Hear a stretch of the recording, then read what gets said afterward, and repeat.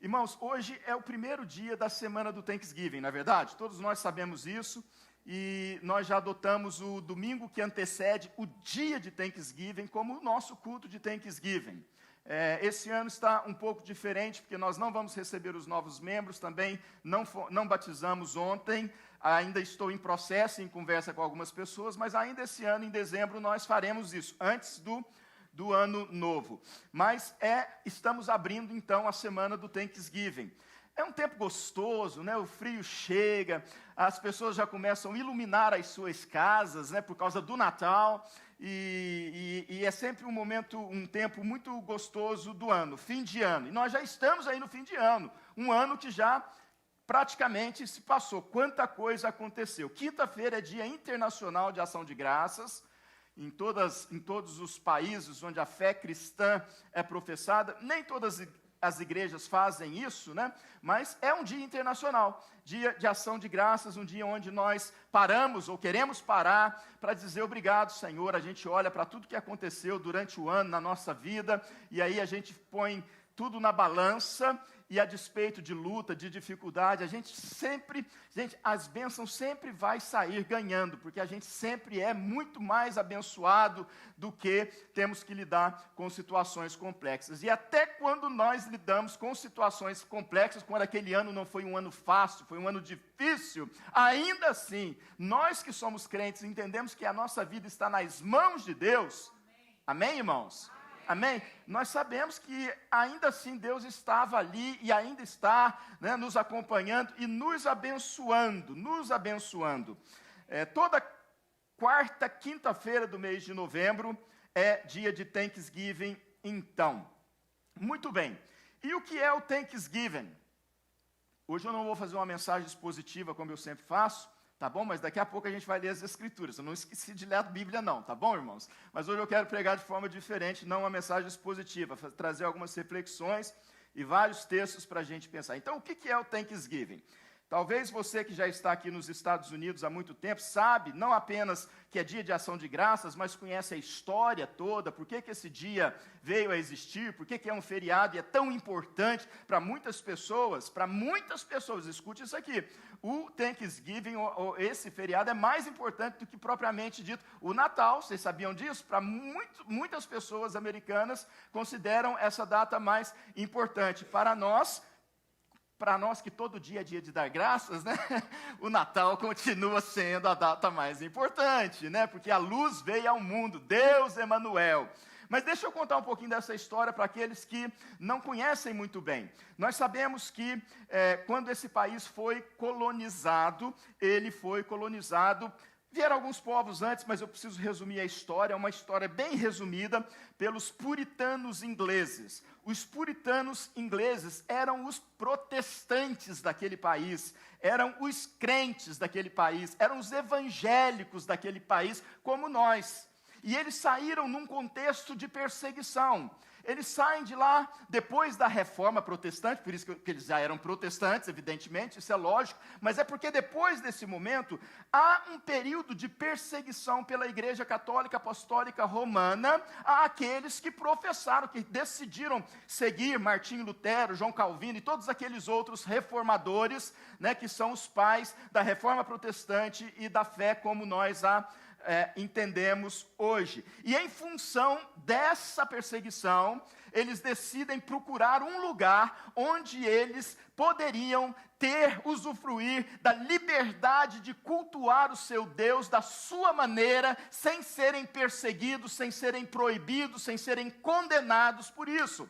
E então chegaram mais ou menos 400 pessoas que venderam tudo que tinha na Inglaterra, fretaram um navio e vieram então tentar essa vida nova num lugar onde eles podiam professar. Mas, irmãos, naquela época não tinha energia elétrica, não tinha aquecedor, né, não tinha ar-condicionado, e as primeiras tentativas, não vingaram, porque muitos morreram por causa do frio, morreram por causa do ataque de animais selvagens, morreram por causa de problemas e desentendimentos com os nativos daqui. Mas esse grupo vai chegar então por volta de 1621, 1629, há alguma contradição na data, e ele chega em Massachusetts, num lugar chamado Plymouth, não é isso? Uma cidade que está lá até os dias de hoje, né? Um lugar bonito para se visitar. E eles conseguem vencer os desafios, apesar de morte por causa do frio e todas as dificuldades, eles conseguiram vencer isso, e não apenas vencer isso no sentido de sobreviver, mas também puderam plantar e colher, basicamente milho. No Thanksgiving, quase que a gente não come milho, porque é dia de comer? Não, turkey, é dia de comer peru, gente, não é isso? Mas a alimentação inicial era o milho, porque plantaram e não morreu com o frio, eles conseguiram cultivar, inclusive com a ajuda de alguns nativos, e aí a história vai longe, irmãos. Então, e é interessante essa questão, porque quando eles têm a primeira colheita com sucesso, como eles eram crentes, assim como eu e você, não é verdade? A gente faz isso, né? A gente não faz isso? Quando você recebe o seu cheque de pagamento, você já não dá glória a Deus? Você já não agradece? A gente não sai para plantar, né, irmãos? A gente vai no mercado, a gente vai no Walmart, no Publix, né? A vida hoje é diferente. Mas quando eles têm essa primeira experiência da colheita bem-sucedida, eles entendem, sendo crentes como eram, eles precisavam honrar a Deus, e então eles celebram o primeiro Thanksgiving, a festa da colheita, para agradecer a Deus, porque eles venceram aquele primeiro ano, eles venceram aquela batalha, e o futuro então estava diante deles, numa nova terra, onde eles seriam abençoados como de fato foram, onde eles poderiam adorar a Deus como de fato eles adoraram, e como até hoje há liberdade para se adorar esse Deus aqui, e essa terra é uma terra, e eu digo que essa é a terra onde mana leite e mel, uma terra abençoada por Deus. Mas irmãos, pode falar de novo, aleluia. Deixa eu tomar água aqui. Então, deve nos chamar a atenção, irmãos, o fato de, apesar das mortes por causa do frio intenso, dos ataques de animais, do enfrentamento daqueles que não queriam esse povo aqui, o que ficou para ser lembrado e celebrado todos os anos, até os dias de hoje, não foram as dificuldades, não foram as lutas, não foram os problemas, não foram as mortes, não foi o frio, etc. Mas o que ficou, e até os dias de hoje, a bênção de Deus, quando a primeira boa colheita foi feita. E até hoje, 4 séculos depois, nós paramos, esse país para na semana do Thanksgiving, as escolas param, as famílias se reúnem, a igreja celebra, para lembrar o dia em que Deus abriu as portas desse país e trouxe os nossos irmãos pioneiros neste país para viver e trazer o evangelho para esse lugar. E é bom que se diga, como isso é bonito, irmãos, que deste país depois vão sair inúmeros missionários, inclusive a nossa terra, o nosso solo tupiniquins foi evangelizado por causa de missionários que saíram deste país para levar o evangelho até nós no passado. E a tantos outros lugares.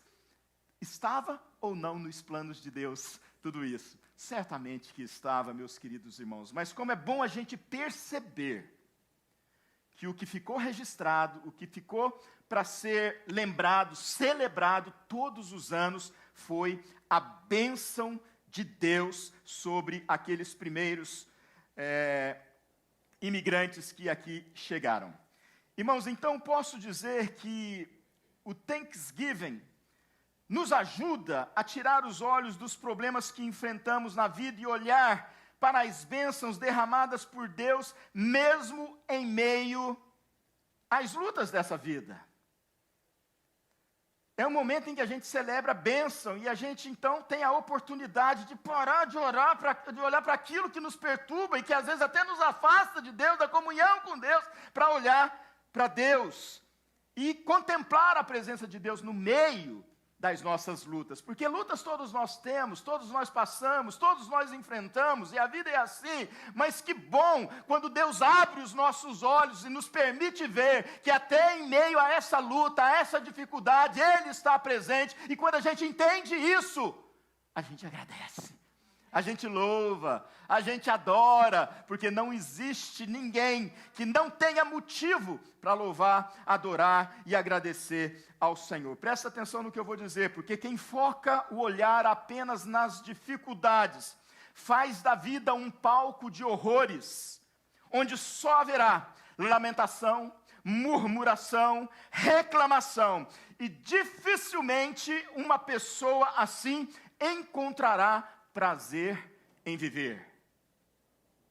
Mas quem foca o olhar nas bênçãos de Deus e nas coisas boas que Ele faz em nós e por nós, vive alegre, tem paz, tem esperança, e um dia após o outro é prazeroso e um motivo de louvor e de gratidão a Deus. Onde é que você tem que colocar os teus olhos então? Em Deus, nas bênçãos de Deus, no agir de Deus. Porque se você não fizer isso, e olhar para o outro lado da vida, que são os problemas, as lutas, é amargura, é angústia, é tristeza. Não estou dizendo que a gente não pode ter momentos de tristeza na vida, a gente tem, claro que a gente lida com essas situações, mas a gente que tem Deus e entende isso que está sendo passado aqui agora, que está sendo falado, a gente começa e aprende a olhar para a vida de uma perspectiva diferente. E é essa perspectiva que nos traz paz, é a presença de Jesus, é a salvação em Jesus, é tudo o que Deus fez por nós, em Cristo Jesus, é que vai trazer sentido para a nossa vida, é que vai trazer alegria para nós, é que vai trazer paz para nós, é que vai trazer prazer em viver, prazer em viver. Então, foco em Deus e nas bênçãos de Deus sempre. O que a Bíblia fala sobre ações de graças? O que nós aprendemos sobre isso? A Bíblia está cheia de textos, irmãos amados, que falam sobre ações de graça, agradecer, gratidão, em um sentido geral. E hoje eu escolhi alguns textos que eu gostaria de compartilhar com vocês. Não vou, evidentemente, fazer exposição de todos esses textos, mas apenas mencionar alguns aqui. E o primeiro deles está lá em 1 Crônicas, capítulo 29. 1 Crônicas, capítulo 29, nós encontramos aqui uma oração, nós encontramos aqui um cântico de Davi, que chama a nossa atenção. Nós precisamos perceber o que esse homem, prestes a partir deste mundo para a eternidade, ele ora a Deus, ele fala com o Senhor, ele louva o Senhor. E lá no versículo 10 ele vai dizer assim, do capítulo 29 de 1 Crônicas: Bendito és tu, Senhor, Deus de Israel, nosso Pai, de eternidade a eternidade. Teu, Senhor, é o poder, a grandeza, a honra, a vitória e a majestade, porque teu é tudo o que há nos céus e na terra. Teu, Senhor, é o reino, e tu te exaltaste como chefe sobre todos. Riquezas e glória vêm de ti. Tu dominas sobre tudo, e na tua mão há força e poder. Contigo está o engrandecer e dar força a todos. Agora, ó nosso Deus, graças te damos e louvamos o teu glorioso nome, porque quem sou eu? Quem está falando aqui é Davi, gente, o rei Davi, o grande rei Davi. E olha o que ele diz: porque quem sou eu e quem é este povo? Porque quem sou eu e quem é o meu povo para que pudéssemos dar voluntariamente estas coisas? Porque tudo vem de ti. E nós só damos o que vem das tuas mãos, porque somos estrangeiros diante de ti e peregrinos como todos os nossos pais. Os nossos dias sobre a terra são como a sombra e não temos permanência. Senhor nosso Deus, toda essa abundância que preparamos para edificar um templo ao teu santo nome vem da tua mão e é toda tua. Bem sei, meu Deus, que tu provas os corações e que te agradas da sinceridade. Eu também, na sinceridade de meu coração, dei voluntariamente todas essas coisas e acabo de ver com alegria que o teu povo aqui reunido te faz ofertas voluntariamente. Senhor, Deus de nossos pais, Abraão, Isaque e Israel, conserva para sempre no coração do teu povo essas disposições e pensamentos. Firma o coração deles em ti. E ao meu filho Salomão, dá sabedoria, dá coração íntegro para guardar os teus mandamentos, os teus testemunhos e os teus estatutos, fazendo tudo para edificar esse palácio para o qual fiz todos estes preparativos. Irmãos, essa é a oração de Davi, quando tanto ele como o povo voluntaria, oferta voluntariamente para a construção do templo, que depois Salomão vai edificar. Mas o mais bonito nessa oração, toda oração é linda, mas quando ele reconhece que eles não estavam tirando da casa, do bolso que eles tinham, algo que eles mesmos conquistaram. O grande rei Davi reconhece que o reino é de Deus. O grande rei Davi reconhece que todas as coisas pertencem a Deus.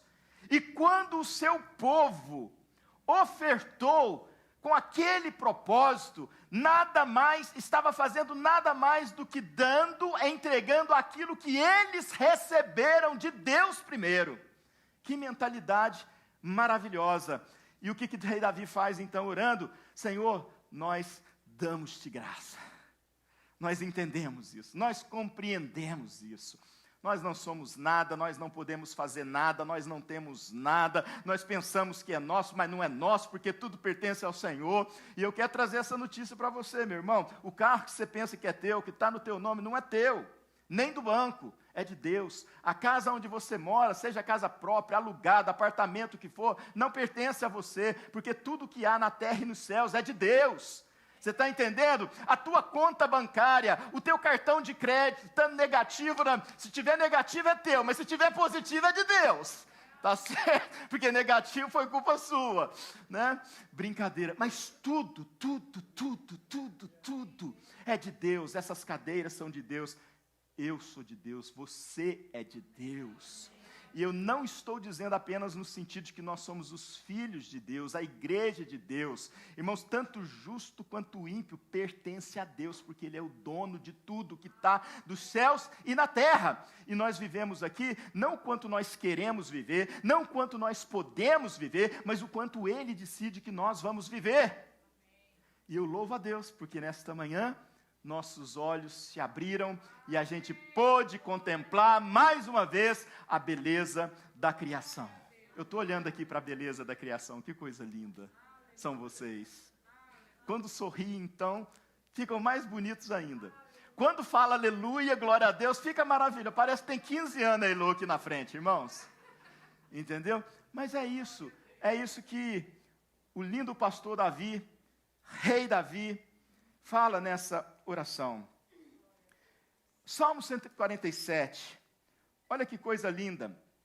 Lá no versículo 7, ele vai dizer assim, o salmista: cantem ao Senhor com ações de graças. Com ações de graças, cantem ao Senhor. Cantem ao som da harpa. Cantem louvores ao nosso Deus. E aí o salmista começa a descrever coisas que, se a gente não parar para pensar, refletir, elas parecem ser óbvias, mas passam despercebidas no nosso dia a dia. Se a gente não parar para observar, se a gente não parar para contemplar, para a gente não parar para buscar a Deus e perceber, gente, onde eu estou, o que é isso que eu estou vendo, né? O texto diz: cantem louvores ao nosso Deus, que cobre de nuvens o céu e prepara a chuva para a terra, faz brotar nos montes a erva e dá o alimento aos animais, e aos filhos dos corvos quando clamam. E aí continua fazendo grandiosas descrições da grandeza de Deus. Quando nós estudamos Salmos, irmãos, nós encontramos um povo derramando o seu coração na presença de Deus e registrando tudo isso pela instrumentalização do Espírito Santo, para que chegasse até nós hoje e nós possamos aprender com estes salmos a louvar a Deus, a engrandecer a Deus, a exultar o nome do Senhor, a cantar louvores ao som da harpa. Pode ser da bateria, do teclado, do violão, do que for, até a capela, só com a voz. Mas reconhecer a grandeza de Deus e entregar a Ele um hino de louvor ao Senhor. Tem sempre um irmão abençoado que liga para o pastor na hora do culto. Ai, Jesus. O celular está aqui, irmão, só para eu saber que horas que eu tenho que parar de falar, né? Então, irmãos, deixa eu voltar para cá. Vocês estão comigo, irmãos? Vocês estão entendendo o que a Bíblia fala sobre isso? O convite que a Bíblia traz para nós, né? Que coisa linda, né? Que coisa linda. O apóstolo Paulo também não ficou de fora disso, né? Há 2 textos que eu quero ler. O primeiro está lá em Efésios, no capítulo 5, a partir do versículo 18, quando ele diz assim: e não se embriaguem com vinho, pois isso leva à devassidão, mas deixem-se encher do Espírito, falando entre vocês com salmos, hinos e cânticos espirituais, cantando e louvando com o coração ao Senhor. E aí vem o versículo 20, para encerrar esse capítulo aqui: dando sempre graças por tudo a nosso Deus e Pai, em nome de nosso Senhor Jesus Cristo. Amém, irmãos? Amém, irmãos? Mas vocês prestaram atenção que antes de falar em dar graças, antes de falar em cantar louvores, etc., fala enchendo-vos de quem? De vinho? Não. E a imagem da embriaguez com vinho é justamente para a gente entender que a vontade de Deus é que a gente esteja embriagado do Espírito Santo. E quando a gente está assim, cheio do Espírito Santo, vivendo essa loucura da presença de Deus em nós, em toda a sua plenitude, irmãos, o que nós vamos falar? O que nós vamos fazer? Nós vamos cantar hinos de louvor, nós vamos entregar hinos de gratidão, nós vamos cantar agradecendo a Deus, porque é impossível ter o Espírito Santo e viver de uma forma incompatível, reclamando, murmurando, olhando para o problema, deixando de orar para a bênção. Porque os olhos do Espírito dirigem os nossos olhos para aquilo que Ele fez em nós e para aquilo que Ele continua fazendo em nós hoje e vai fazer para todos sempre, até o dia que Deus nos levar e essas lutas, essas dificuldades, esses problemas deixarão de existir. Amém? Que coisa mais linda, né, irmãos? E o outro texto, irmãos, é 1 Tessalonicenses 5,18, que está escrito o quê? Em tudo dai graças. Em tudo dai graças. Em tudo dai graças. Irmãos, fato é que quando nós olhamos para a Bíblia, nós encontramos um povo que vive momentos de alegria e momentos de tristeza, momentos de muito júbilo e exaltação por vitórias alcançadas, mas também momentos de medo, de tensão, de coisas que faz parte da existência humana como um todo. Agora, quando Deus vem e inspira estes homens a escrever a palavra e nos entregar a palavra, nós precisamos entender que, a despeito da situação, Deus ordena o seu povo a ser grato. Deus ordena o seu povo a ser grato. Irmãos, eu penso que a gratidão tem um poder tremendo na nossa vida. Coração grato, atitudes que demonstram gratidão têm um poder. E eu não estou falando, eu falo poder, mas eu não estou falando de forma mística, não, sabe? Esotérica, não. Claro que não. Eu sou pastor, falo da Bíblia, evidentemente. Mas eu creio que tem um poder de atrair, sabe, a bênção de Deus para a nossa vida. A Bíblia diz: agrada-te do Senhor e Ele satisfará os desejos do teu coração. Então, para agradar ao Senhor e ter os desejos do teu coração realizados, a gente tem que ouvir o que Ele diz. E aqui hoje, para nós, Ele está dizendo, o meu povo precisa ser um povo grato. Grato. Grato. Você sabe qual que, na atualidade, um dos problemas que faz a gente murmurar mais, reclamar mais do que agradecer mais? Algo bem moderno, contemporâneo, assim, moderno, contemporâneo, porque hoje nós temos a internet, né? É a comparação que a gente costuma fazer da nossa vida com a vida do outro. Tem até alguns ditados assim, né? Que a grama do vizinho é mais verde, né? Aquela coisa assim. Aí a gente pega o telefone, o computador, a gente vai para a internet, a gente vai para o Instagram, a gente vai para o Facebook, e parece que está todo mundo vivendo melhor do que a gente. Está todo mundo. Deus me deu uma casa linda, maravilhosa, Deus me deu uma família linda, maravilhosa, de repente eu olho para aquele negócio, tem uma pessoa lá com uma casa mais linda e maravilhosa do que a minha, com uma família mais linda e maravilhosa do que a minha, está difícil, pode ter igual, irmão. Se eu falar isso, se falar que tem, minha mulher me bate hoje, né? Mas você está entendendo? Aí a gente tem que parar de ficar comparando. Porque cada um de nós tem uma história diferente, única, que está sendo escrita pelas mãos de Deus. Pelas mãos de Deus. Não tem melhor, não tem pior, tem aquilo que Deus tem para cada um de nós. Se você tem o que Deus tem para você, amém, glorifica a Deus, porque isso é o melhor da tua vida, porque se Ele te der mais do que Ele tem para você, no sentido de que você pede coisas que não estão dentro do plano dEle, certamente, nós vamos falar isso daqui a pouco, isso vai trazer não bênção, não alegria, mas prejuízo para a tua vida. Então, pare de comparar a tua vida com a vida do outro.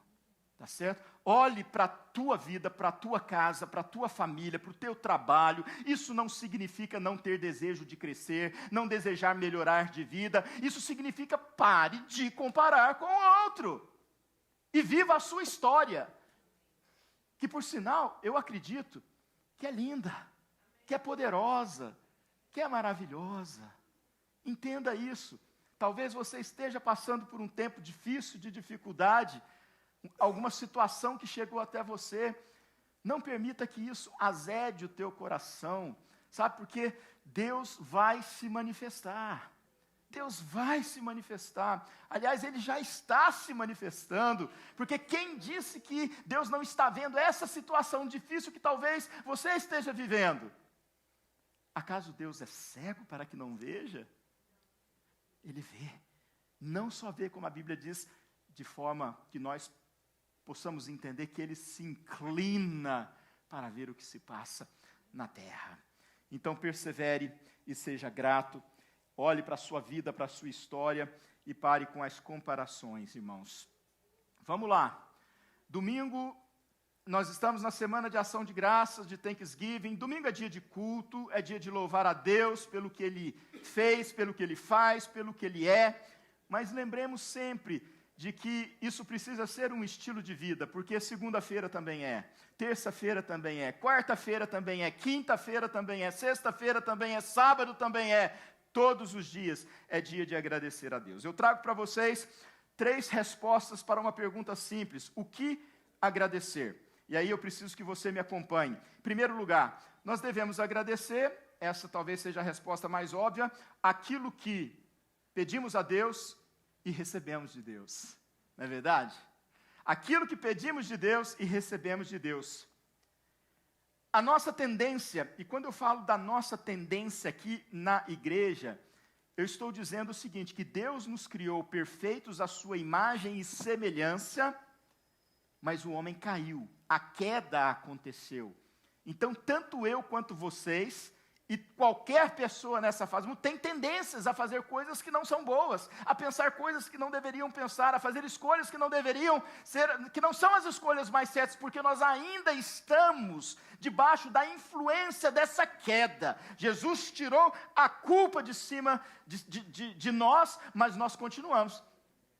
Eu sei que vocês não fazem isso, mas eu sei que tem muita gente que mente, né? Tem muita gente que esconde, tem muita mulher que esconde coisa do marido, tem muito marido que esconde né, coisa da esposa. Não estou falando de pecado, de adultério, estou falando de coisas bobas, assim, sabe, do dia a dia, mas que não são tão boas assim e que mostra a força que a queda exerceu sobre a humanidade e continua exercendo até os dias de hoje. Nós temos inteligência, nós temos criatividade, nós temos habilidade, nós temos capacidade para realizar, nós trabalhamos muito e nós temos a tendência de pensar que merecemos as coisas boas que temos. Não é isso? Lei da reciprocidade, da meritocracia. Mas aí eu quero trazer a memória de todos os irmãos. Porque agradecer pelo que somos e pelo que temos? O Salmo 24, versículo 1 nos responde: ao Senhor pertence a terra e tudo que nela se contém. Ao Senhor pertence a terra e tudo que nela se contém. Nós devemos agradecer a Deus pelo que pedimos e recebemos, porque tudo nos foi dado por Deus. Em segundo lugar, nós devemos agradecer a Deus também pelo que não pedimos e recebemos. Você já parou para pensar sobre isso? As coisas que a gente não vê, as coisas que passam assim, despercebidas no nosso dia a dia, no nosso cotidiano. Irmãos, existem muitas coisas que nós sequer pedimos a Deus e nós recebemos. E aí, agradecer nesse sentido fica mais difícil, porque muitos estão na situação em que as coisas más parecem sobrepujar as coisas boas. São os momentos difíceis. Às vezes nós ficamos desapontados com a vida, com as coisas que estão acontecendo. É tanto problema que não conseguimos imaginar alguma coisa boa para agradecer a Deus. Agradecer pelo que não pedimos e recebemos é reconhecer que, a despeito de qualquer situação, há um Deus que é providente na minha vida, na nossa vida. O que é ser providente? Ele é quem provê. Sabe aquela conversa, né, de que fulano, o homem, é o provedor da casa, né? Não existe provedor da casa, provedor fora de casa, se o provedor de todas as coisas não prover primeiro. Não prover primeiro, né? E aí tem tanta coisa que a gente não vê. A gente fala de uma coisa parece tão normal. Irmãos, vocês já pararam para refletir o que é estar vivo nesse exato momento? O que é estar vivo nesse exato momento? Você já parou que você não precisou pedir antes de dormir na noite anterior, tipo assim, Senhor, que não falte oxigênio para mim amanhã? Você já fez essa oração? Não fez, irmãos, mas está aí. O Criador disponibiliza, a gente não precisa pedir. A gente não precisa pedir, porque são chuvas de bênçãos que Ele coloca diante de nós. Eu já já fiz essa ilustração aqui, mas eu vou fazer de novo para aqueles que não ouviram, que é a história de Robinson Crusoe, o náufrago. Robinson Crusoe é uma história clássica, né, dos livros, nós temos isso em diversas línguas. É aquele homem que naufragou e foi parar sozinho numa ilha. E imagine a situação, não tem embarcação, não tem comida, não tem roupa, tem simplesmente ele e Deus, digamos assim, né? Sem espiritualizar, não tem Deus, tem tudo. Estou falando da situação crítica do momento ali, humana, né?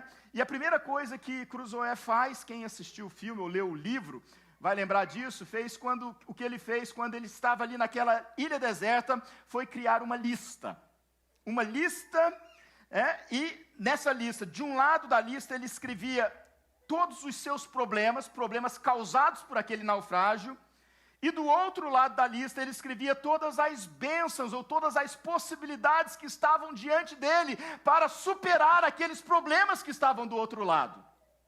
Então, por exemplo, ele disse o seguinte: de um lado ele escreveu, eu não tenho roupa alguma, mas do outro lado ele escreveu, mas está quente, eu estou sozinho, eu não preciso de roupa alguma.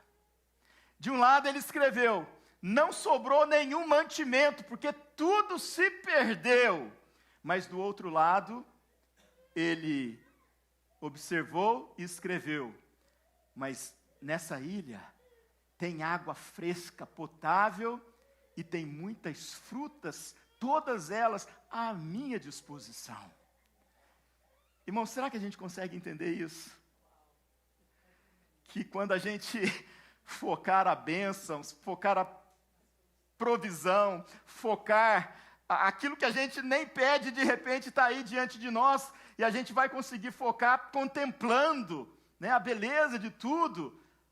Meus irmãos, eu acho que assim a gente vai viver essa gratidão que o Thanksgiving nos convida todos os dias da nossa vida. Ao preencher sua lista, Cruzoé descobriu que para cada aspecto negativo de sua situação havia outro positivo pelo qual ele deveria ser grato. Em tudo dai graças. Em tudo dai graças. E agora tem um outro aspecto que seria a terceira resposta do que agradecer, que é: devemos agradecer a Deus também pelo que pedimos e não recebemos. A gente pede, né? A Bíblia diz para a gente pedir. A Bíblia diz para a gente bater na porta, que a porta vai abrir. A Bíblia fala que a gente ora e Deus ouve a nossa oração. Não é isso? A gente pede, mesmo porque a gente precisa. A gente pede o que a gente precisa, às vezes a gente pede até o que não precisa. Mas a gente pede. E é pai. Qual é o filho que não pede ao seu pai aquilo que quer? Todos nós pedimos. Todos nós pedimos.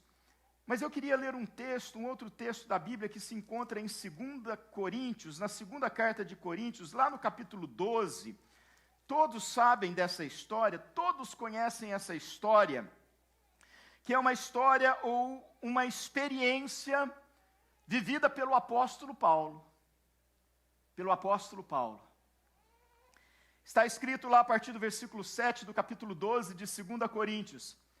E para que eu não ficasse orgulhoso com a grandeza das revelações, foi-me posto um espinho na carne, mensageiro de Satanás, para me esbofetear, a fim de que eu não me exalte. 3 vezes pedi ao Senhor que o afastasse de mim. Quantas vezes, irmãos? 3. Quantas vezes, irmãos? 3. Então ele me disse, ele quem? O Senhor. A minha graça é o que basta para você, porque o poder se aperfeiçoa na fraqueza. Mas olha a primeira parte. 3 vezes ele pediu. Eu fico imaginando, irmãos, a gente não tem detalhes disso, né? Mas aqui dá a ideia de continuidade, de perseverança, né? E aí ele pede a primeira vez, né? E ou não ouve a resposta de Deus, ou Deus fica em silêncio, ou Deus fala não, né? A gente sabe que toda oração é ouvida, a resposta pode ser sim, não, espere, ok? Então, eu fico imaginando, será que o apóstolo Paulo ouviu uma resposta de Deus na primeira vez que ele orou? Talvez ele tenha orado e não tenha se conformado. Mas como assim? Quem é que está falando com o Senhor? Ou tipo assim, Senhor, o Senhor sabe de quem que é a oração que o Senhor está ouvindo? Né? Porque tem gente que fala isso de vez em quando, né? Você sabe com quem que você está falando? Né? Eu não estou falando que ele fez isso não, mas Deus falou não. E aí ele insiste, mas Senhor, não estou satisfeito, eu não aceito essa resposta, né? Ele não fez isso não, mas às vezes a gente quer fazer, decretar, determinar, mandar Deus fazer as coisas que ele tem que fazer, porque eu sou filho do rei, porque tudo que Jesus conquistou na cruz é direito meu, é nosso, né? E aí deturpa o texto bíblico e vira uma coisa que não tem nada a ver. E o apóstolo Paulo, não estou falando que o apóstolo Paulo fez isso não, porque ele mesmo ensina que é contra, né? Mas ele vai insistir, e ele faz isso por 3 vezes, até que Deus simplesmente esclarece para ele, que não, você não precisa disso. A minha graça lhe é suficiente, a minha graça te basta. A minha resposta definitiva para você, Paulo, é não. Não vou tirar esse espinho na sua carne. Ele vai continuar aí como mensageiro de Satanás, tipo Deus, Satanás obedece a Deus, saibam disso, né? E vai continuar te esbofeteando, como está escrito aqui. Tá certo? Mas por que Deus faz isso, irmãos? esse é o ponto, a gente entender que Deus fala não, a gente sabe. Que a gente ora por coisas que Deus não faz na nossa vida, a gente sabe. Às vezes até coisas que são extremamente lícitas, e Deus não faz. Quem nunca orou por uma pessoa que estava enferma, acreditando, com fé, e aquela pessoa, ele orou junto com aquela pessoa, orou por aquela pessoa também é uma pessoa de fé, mas o Senhor levou. O Senhor levou. Às vezes nós não entendemos o porquê. E quando nós não entendemos, a gente precisa confiar e acreditar. Paulo pediu a Deus, a resposta foi não. Foi não. Se você olhar no início do texto que lemos, versículo 7, está dizendo assim: para que ele reconheceu isso, para que eu não ficasse orgulhoso, para que eu não me exaltasse, por causa das revelações, por causa das coisas que Deus estava fazendo na vida dele. Ou seja, a gente pensa que Paulo é santo, né? Todo mundo tem até São Paulo, Santo Paulo, né? Mas presta atenção, Deus deixou o espinho na carne dele, porque se Deus tirasse aquele espinho na carne, ele ia se ensoberbecer, ele ia pecar contra Deus, ele ia roubar de Deus a glória que só pertence a Deus. Por que ninguém fala aleluia essa hora? Por que ninguém fala glória a Deus essa hora? Hã? Então, Deus fala não para nos proteger. Deus fala não para impedir que o mal chegue até a nossa casa. Nós não sabemos o que está acontecendo aqui na esquina, mas Deus sabe. Nós não sabemos o que há de acontecer conosco quando nós saímos por essa porta. Aliás, nós não sabemos o que vai acontecer conosco antes de sairmos por essa porta. Quem é que sabe? Deus sabe todas as coisas. Então, quando a gente ora e Deus não responde a nossa oração, quando nós estamos cheios do Espírito Santo inteiros diante de Deus, a gente diz para Deus, it's okay. I tried. Eu tentei. Eu pedi, mas se o Senhor não me deu, eu sei que o Senhor me ama. Eu sei que o Senhor cuida de mim. Eu sei que o Senhor não desampara um filho teu.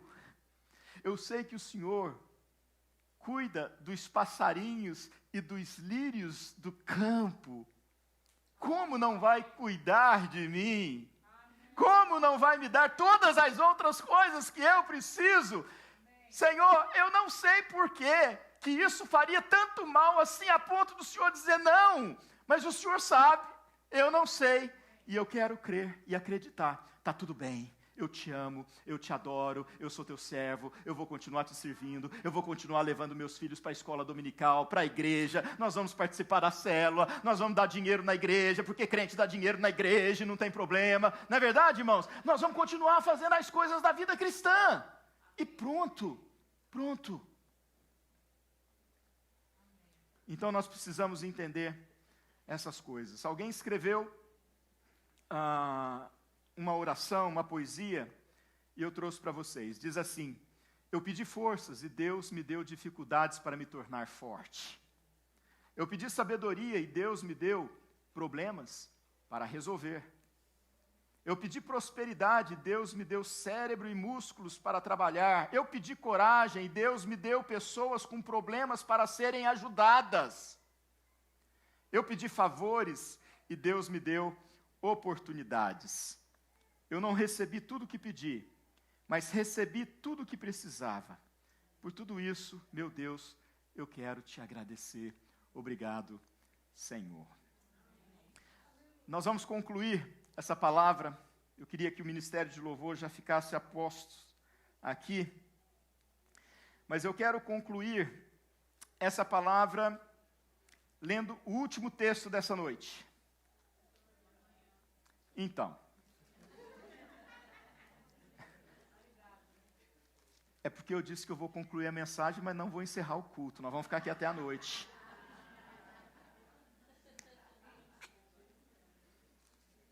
Não prometi, Renan, que hoje a mensagem ia ser curtinha. Nem deu 12:30 ainda. Tem que parar de fazer esse tipo de promessa, porque Deus não deixa eu cumprir minhas promessas.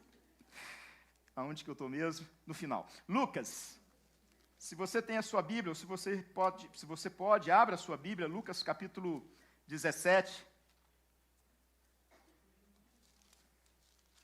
Uma história que também, se você ainda não leu na Bíblia, já ouviu falar dela. A partir do versículo 11, diz assim: de caminho para Jerusalém, Jesus passava pelo meio de Samaria e da Galileia. Ao entrar numa aldeia, saíram-lhe ao encontro 10 leprosos, que ficaram de longe e gritaram: Jesus, mestre, tenha compaixão de nós. Ao vê-los, Jesus disse: vão e apresentem-se aos sacerdotes. Aconteceu que, indo eles, foram purificados, foram curados. Um dos 10, vendo que estava curado, voltou dando glória a Deus em alta voz e prostrou-se com o rosto em terra aos pés de Jesus, agradecendo-lhe. E este era samaritano. Em outras palavras, não era crente, só para a gente entender. Tá? Então Jesus perguntou: não eram 10 os que foram curados? Onde estão os 9? Não se achou quem voltasse para dar glória a Deus, a não ser este estrangeiro? E lhe disse: levante-se e vá, a sua fé te salvou. A gratidão atrai a bênção de Deus. Levante e vá, porque a tua fé te salvou. Irmãos, a nossa tendência, nós precisamos reconhecer isso, para que a gente possa crescer diante de Deus. A Bíblia fala que a gente se humilha e Ele nos exalta. É reconhecer que a nossa tendência é sermos ingratos. É sermos ingratos. Quem nós devemos agradecer? Estou terminando. Esse ex-leproso, porque agora ele foi curado, ele voltou à presença de Jesus. E nós sabemos pela Bíblia, pela teologia, pela doutrina, que Jesus é o verdadeiramente Deus. Ou seja, devemos agradecer a Deus todas as coisas. Ele é o Senhor da vida, Ele é o Senhor da nossa vida, Ele é o nosso dono. Esse ex-leproso voltou à presença de Jesus, que é verdadeiramente Deus. Mas a nossa doutrina também nos ensina que Ele é verdadeiramente homem. Jesus, o Filho de Deus, é verdadeiramente Deus e verdadeiramente homem. Devemos agradecer também pessoas que fazem parte da nossa vida, pessoas que Deus coloca na nossa vida, e reconhecer o quanto elas foram, quem sabe ainda estão sendo importantes para a gente, sabe?